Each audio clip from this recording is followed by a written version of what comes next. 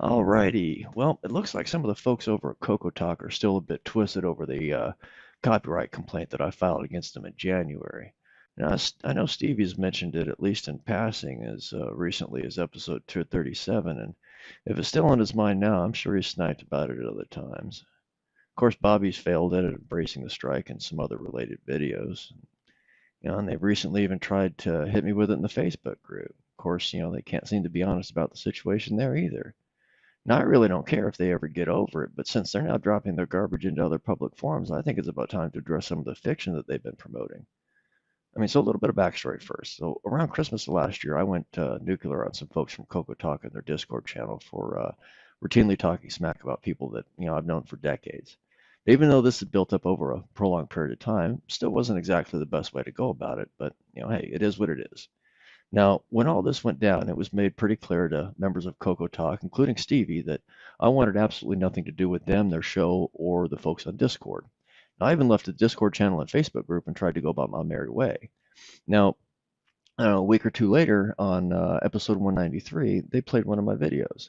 Now, unlike previous episodes where they afforded me the courtesy of playing just a short clip, this was not one of those times, and the video was played in its entirety. Now, I wasn't exactly thrilled to see them using my content for their show in ways that it shouldn't be. Let's be clear. At the end of the day, I am not creating content for their show or for their channel. If you want to report the news, that's fine, but don't take someone else's content to do it, especially when they're not exactly fond of you. Now, due to my disenchantment with Stevie and his show, I had absolutely no desire for any interaction with them at all, and I definitely didn't want to keep dealing with their nonsense, so I opted to file a copyright complaint with YouTube and moved on, or, well, at least I tried to until episode 195, which is where we're going to start. Well, sort of. Before we get into that, there's one clip from a later episode I want to take a look at first. It wasn't created in response to this situation per se, but it does provide a little bit of background into what they do when preparing for a show. Because there's enough of us on our planning channel where we talk about this on a daily basis. What do we want to talk about? What do we not want to talk about? How do we want to present ourselves to the world?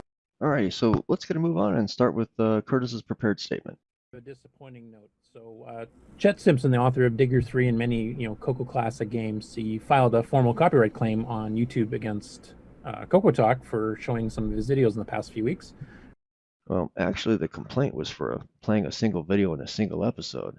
Now, I'm not exactly sure why he feels the need to inflate the situation, but he's definitely not being honest about it. How do you miss the mark right from the start with a prepared statement? He had time to think about it, write it up, discuss it with other members of the show, and still exaggerated the situation. Even if you think I pulled a dick move, at least be on point. Don't make it out to be something it's not. I'm a bit confused as to why he did that because they're public videos.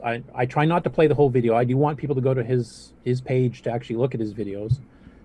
So we play little snippets. Now there was one exception here this last time because one of the videos was only like 35 seconds long, so I did play the whole thing of that.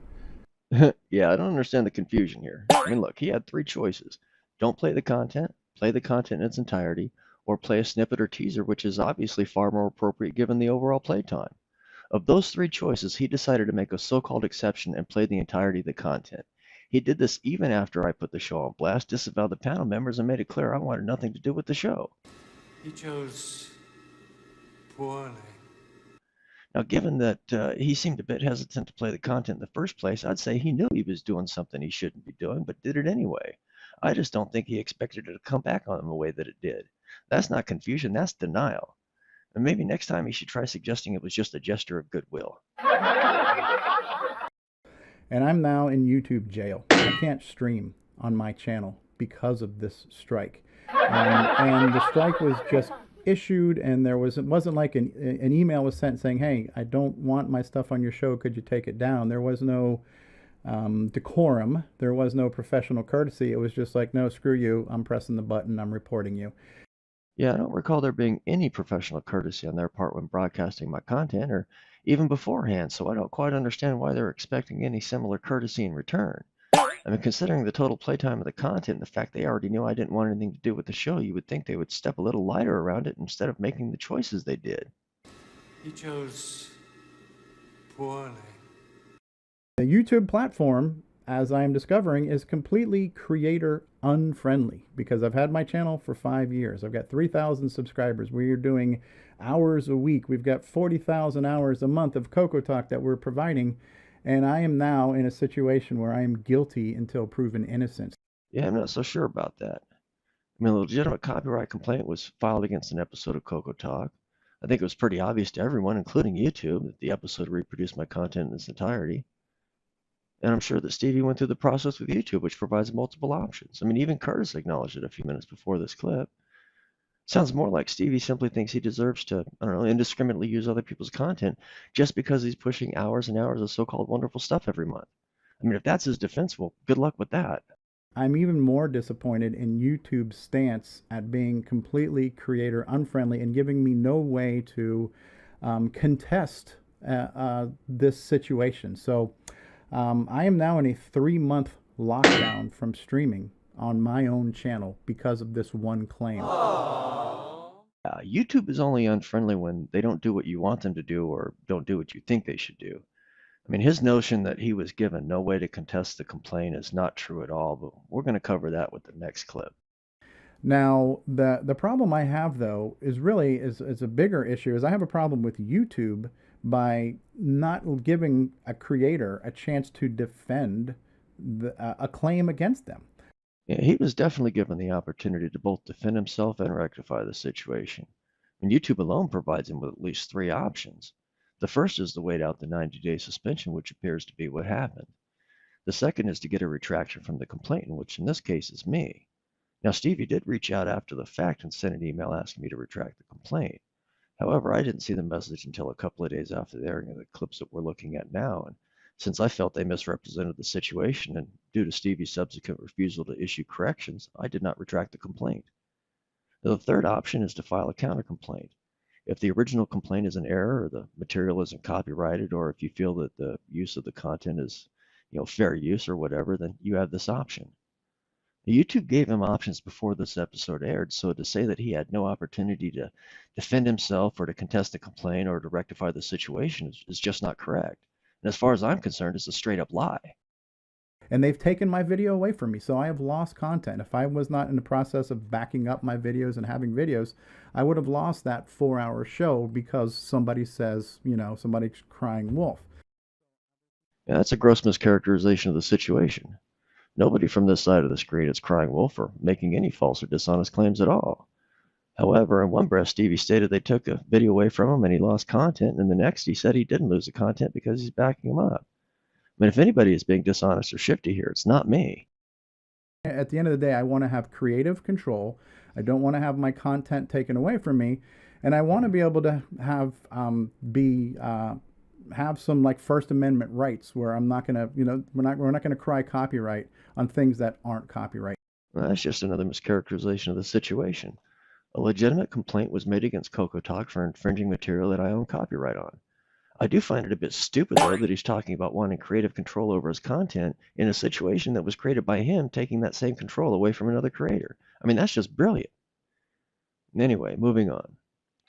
So the next and the last clip is actually the first part of Stevie's comments. Now, I decided to go over it last because a bit of context seemed to be lost without having seen the previous segments, at least in my response. So here you are. One of the things that we try to do on this show, especially when it comes to news and providing the news, is to do so with the highest level of journalistic integrity, where we do not put any personal bias.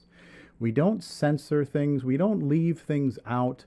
Anything that's going on in the world of the Coco, we try to cover news from all over the place as basically as just a public service. So. Yeah, the notion that they apply any form of journalistic integrity or hold no personal bias is a total crock. I mean, if they don't leave things out, then why are there so many key details missing from both Curtis's prepared statement and the other clips that we just looked at? I mean, me not wanting anything to do with Stevie, the show, or the panel is a fairly important detail. Stevie's knowledge of this prior to broadcasting my content seems like a key detail too. Broadcasting my content in its entirety after the fact is kind of important, I guess. The fact that I claim copyright on only the parts of work I own is kind of important as well. And while I have no authority to make, claim over others' content, I do have rights to the parts I own. But instead of mentioning that, Stevie decided to lie about it and claim I'm crying wolf. How about reproducing my content in its entirety without even, attempting to extend the same courtesy to me that they themselves seem to be expecting here? That's mildly important, I guess. And where and when do they cover or even try to use the options that YouTube provides to contest a complaint instead of whining that they can't do anything about it? That whole line of BS is a joke too. And just a side observation, but why does everything in the segments as a whole seem to be so one-sided in their favor? And it's amazing, really. So they seem to have left out quite a bit of context throughout both segments. What I have heard, though, is that, it's unfair to Stevie that he's guilty until proven innocent, that he's in YouTube jail, that YouTube, isn't his friend anymore, that he doesn't have control over his content, and that he's doing everyone a public service. That's great and all if your goal is to overstate your significance and deflect responsibility for your own choices and the choices made by the members of your panel, but that's not journalistic integrity. That's self-righteous promotion. I mean, you have better luck telling his phony sob story to Brock Harrison. And considering the amount of planning they say they do during the week, one could certainly assume the omissions were and still are intentional. And at the moment, I have no reason to believe otherwise. Look, the reality here is that CoCoTALK took someone else's content, got called out on it, and then got punished for it. The actions of the panel members, this ongoing mischaracterization of the situation, and Stevie's subsequent refusal to issue adequate corrections, caused his channel to get locked and remain locked for the full 90-day suspension. And now their goal seems to be to push an inaccurate and incomplete narrative and then play the victim. Now, I'm sure Stevie will continue to put himself up high on that pedestal of his and do everything he can to push that narrative.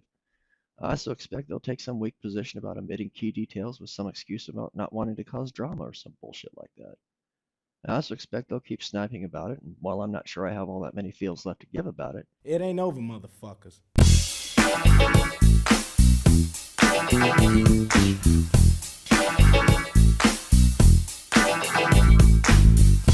just one more thing. I don't give two squats about some crappy internet show that barely breaches triple-digit views. Fuck 'em.